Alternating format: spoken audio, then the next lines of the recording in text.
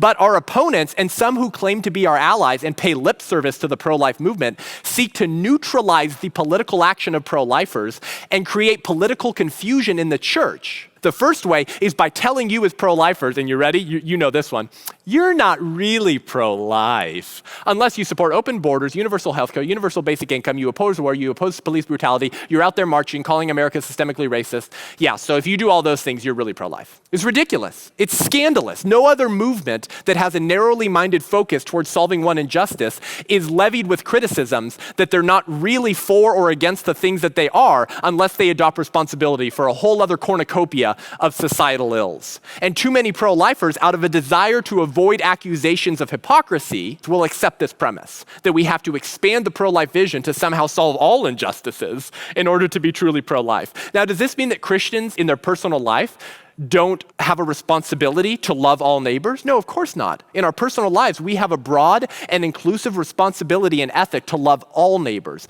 But it doesn't follow that the operational objectives of the pro-life movement must be diverted to address other issues. Most of those issues have their own movements and organizations better funded than the pro-life organizations. So how does it follow that because the pro-life movement opposes intentionally killing innocent human beings in the womb and seeks to protect them through legislation, that we must also adopt responsibility for a whole cornucopia of other societal ills? For example, was Oskar Schindler not really anti-Holocaust because he only focused his energy and time on saving Jews? I guess so. Is the American Cancer Society not really anti-cancer because they only seek to solve one form of disease and not many? I guess so. And were abolitionists not really anti-slavery because they only sought to abolish one form of evil? I guess so. You see how no other movement gets these accusations except the pro-life movement? So you, Christian, can be faithful as a pro-lifer by merely doing two things: living and acting as if abortion is wrong. That is all that is required to be truly pro-life. But that accusation is the first way our opponents seek to neutralize your political action.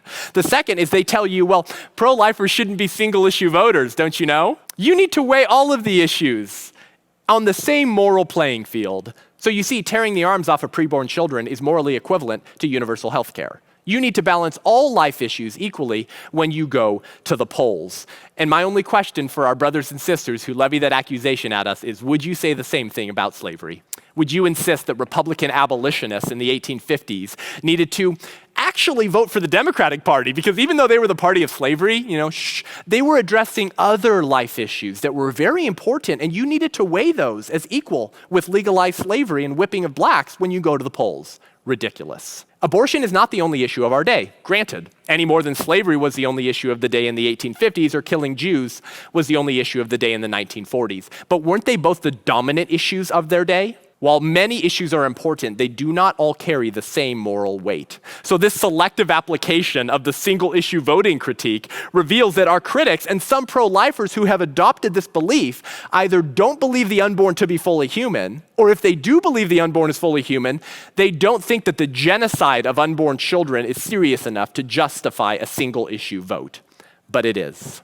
Because life is the most fundamental right. And if we don't get that right, we won't get any other rights right. As long as our country continues to deny the natural right to life to an entire class of human beings, friends, our own rights will constantly be endangered by modern jurists and a ruling class whose jurisprudence is completely foreign to that first generation of judges. By ignoring the natural right to life that all human beings have, we should not be surprised when our government ignores every other right that flows from that first and most important of all rights.